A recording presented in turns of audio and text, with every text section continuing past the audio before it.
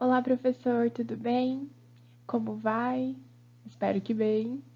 Esse é o nosso trabalho de história, que tem por tema a Revolução Farroupilha. E o nosso grupo é formado pela Beatriz Martins, a Júlia Arruda, Lohana Ribeiro, Micaele Yoshimura e Iago Carneloso.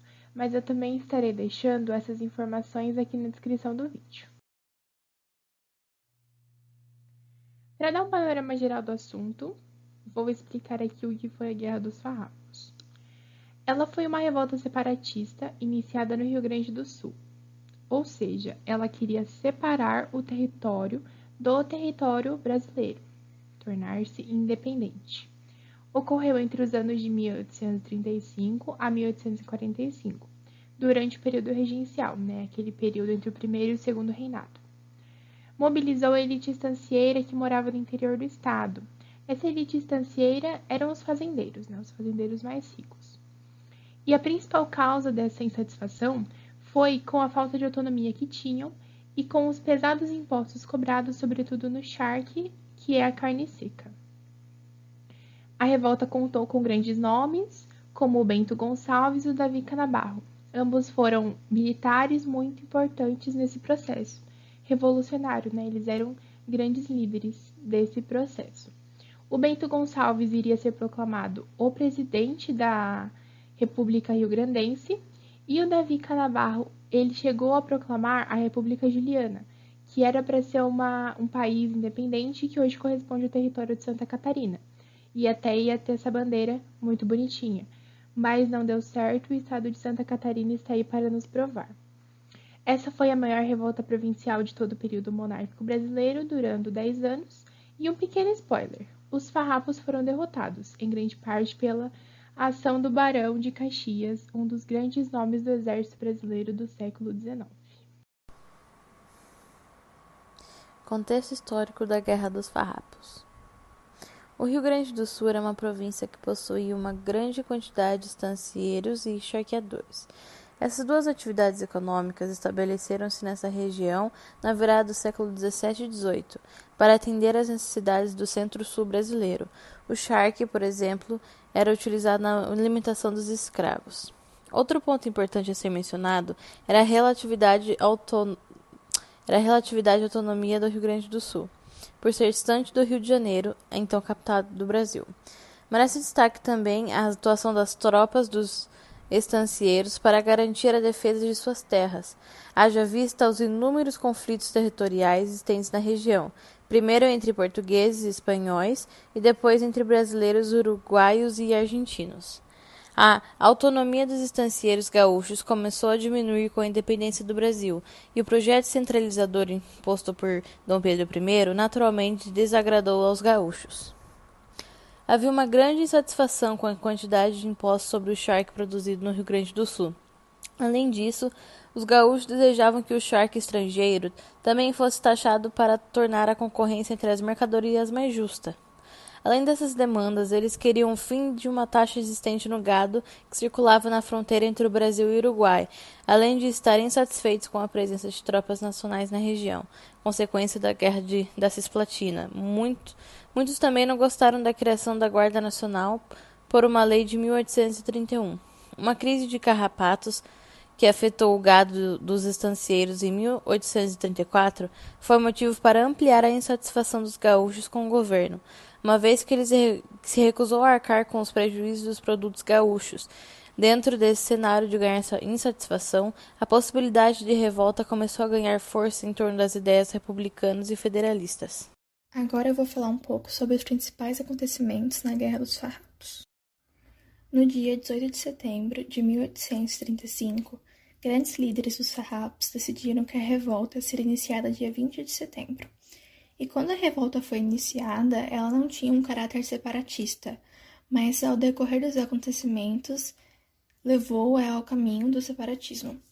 Logo no começo, os farrapos eles enviaram tropas para Porto Alegre e conquistaram a capital sem encontrar resistência. No dia 11 de setembro de 1835, os farrapos decidiram se separar, proclamando assim a República de Piratini. Essa proclamação deu início a uma nova fase de revolução, e os conflitos se tornaram ainda mais agressivos. A Declaração de Independência foi realizada pelos gaúchos e foi motivada pela vitória deles na Batalha de Seival, que ocorreu no dia 10 de setembro. Muitos historiadores afirmam que a proclamação da República de Piratini deu fim à fase de revolta e marcou o início da fase de guerra. Bento Gonçalves, que era um dos líderes dos farrapos, foi nomeado presidente dessa república em 1836, mas só assumiu de fato em 1837 após fugir da prisão. Nos primeiros anos de revolução, os farrapos conseguiram se sobrepor às forças imperiais e venceram batalhas importantes, como a Batalha de Seival, que já foi mencionada anteriormente, e a Batalha do Barro Vermelho. Um momento muito marcante aconteceu em julho de 1839, quando David Ganabarro e Giuseppe Garibaldi lideraram a conquista de Laguna e fundaram a República Juliana, que é localizada no atual estado de Santa Catarina. No entanto, o controle sobre a região de Laguna durou muito pouco, pois em novembro de 1839 as tropas imperiais já haviam reconquistado a região. A queda de Laguna também marcou o início da decadência dos farrapos na luta contra o Império. E alguns fatores que contribuíram para a derrota dos farrapos foram outras revoltas provinciais, como a Sabinada, a Cabanagem e a Balaiada, que se encerraram entre 1840 e 1841. E isso permitiu ao Império concentrar suas forças contra os gaúchos. Um outro fato muito importante foi a nomeação de Luiz Alves de Lima e Silva, que na época era conhecida como Barão de Caxias, para liderar as tropas imperiais. O enfraquecimento dos farrapos ficou evidente a partir de 1842, por conta dos combates que tomaram áreas de guerra de guerrilha. Os farrapos já não encaravam de frente as tropas imperiais, e muitos começaram a se refugiar no Uruguai. Além disso, havia também divisão entre as lideranças farroupilhas, Bento Gonçalves e Onofre Pires, por exemplo, que acabaram duelando após desentendimento. Bom dia! Hoje eu vou falar um pouco sobre a Guerra dos Farrapos e a escravidão. Bom, a Guerra dos Farrapos é identificada como um acontecimento alvo de muitas mistificações. Aconteceu no estado do Rio Grande do Sul e um dos assuntos pelo qual a mistificação acontece está relacionado com a questão da escravidão. Muitos difundem a ideia de que os farrapos lutavam também pela liberdade dos escravos negros, mas grande parte dos historiadores dizem o contrário. Os defensores dos farrapos costumavam apontar o Tratado do Poncho Verde como uma demonstração de que os gaúchos lutavam pelo fim da escravidão. E consta também no artigo 4º desse tratado a seguinte determinação: são livres e como tais reconhecidos todos os cativos que serviram à República. Essa frase sugere que o acordo entre os gaúchos e o governo dava a alforria para todos os negros que lutaram em defesa dos farrapos. Os historiadores, no entanto, mostraram que a abolição da escravidão nunca foi uma prioridade dos farrapos. E durante os anos em que a revolta esteve em curso, os farrapos mantiveram seus escravos e só alforriavam negros que aceitavam juntar-se às forças militares para lutar contra o Império. Inclusive, o financiamento de armas para os farrapos deu-se por meio da venda de escravos no Uruguai. E um dos líderes dos farrapos, Bento Gonçalves, manteve dezenas de escravos como sua posse durante toda a sua vida e ainda deixou muitos como herança para sua família. Por fim, um caso sintomático a respeito do tratamento questionável que os farrapos dedicavam aos negros diz respeito ao caso da Batalha de Porongos, quando a tropa dos lanceiros negros foi desarmada e entregue em uma cilada para que as tropas imperiais pudessem massacrar os soldados. Esse evento aconteceu porque, segundo Juremir Machado, os líderes farroupilhos não conseguiram manter a sua promessa de liberdade para os negros que formavam essa tropa, pois o Império não havia concordado em libertar negros que tinham fugido de outros estados e aderido às tropas farrapas. Assim, a saída encontrada pelos líderes foi desarmar e entregar a localização dessa tropa para que eles fossem massacrados. Bom, a gente não pode falar de guerra sem esquecer dos dos líderes, das pessoas importantes que participaram dela. Então, eu, Lohana, vou falar um pouquinho sobre isso. Opa. Bom, na Guerra dos Farrapos, alguns nomes importantes que ficaram conhecidos, um deles foi o Bento Gonçalves, ele era filho de fazendeiros ricos, né? Também tinha um histórico militar e foi um dos líderes que participou dessa revolução. E depois ele foi nomeado presidente da República Rio-Grandense. Sempre que é pesquisado sobre essa guerra, sobre esse contexto, normalmente o nome dele é o que mais aparece, é evidente, mas existem outros nomes importantes também, como o do David Canabarro. Também era militar e participou da liderança ali, auxiliando e preparando, né, as tropas dos farrapos, né? E mais para frente, depois, né, ele foi um dos que proclamaram a República Juliana, que eu vou falar um pouquinho mais para frente. Aí também teve o Giuseppe, eu acredito que seja assim, Garibaldi, né, ele, na verdade, alguns são conhecidos mais pelo sobrenome. E pelo nome já deu para perceber que ele era italiano, então ele também participou de algumas revoluções na Europa, mas também aqui no Brasil, como essa, né? E depois, um fato importante é que ele se uniu com o Canabarro, né? E os dois juntos participaram da proclamação da República Juliana. Essa República Juliana atualmente é o que a gente chama lá de Santa Catarina, que antes era uma província, né? Então, faz parte um pouquinho desse contexto. Um quarto, não menos importante, é o Antônio de Souza Neto. Também era um líder militar, né? E ele se envolveu também na Batalha de Seival, que também foi no Rio Grande do Sul. E ele participou diretamente da proclamação da República do Rio Grandense também. Bom, essas imagens que eu coloquei aqui, essa primeira é o Bento, a segunda é o Giuseppe, o Garibaldi, a terceira é o David e a última é o Antônio, né? Pessoas importantes e que participaram dessa guerra. Bom, mas eu falei, e Lô, como que terminou essa história, né? Bom,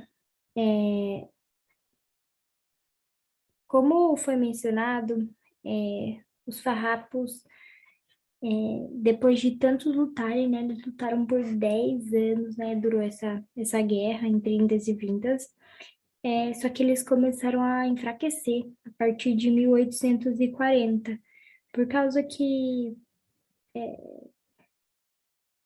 na verdade, com o fim de outras revoltas, de outras províncias, eles começaram a ficar sem força, né? Tanto política, envolve vários quesitos, mas também teve um fato importante, que foi a nomeação do Barão de Caxias como comandante das tropas imperiais. E então o barão, né, que já sabia disso, que isso estava acontecendo por meio de táticas militares, ele começou a enfraquecer os farrapos, né? Ele não destruiu de uma vez só. Ele começou a enfraquecer e, como todo mundo sabe, quando você tá mais sem saída, o melhor que você pode fazer é negociar, né? Para não sair perdendo tudo.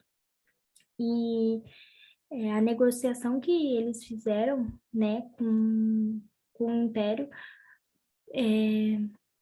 foi chamado de Tratado de Poncho Verde, que foi assinado em 1º de março de 1845.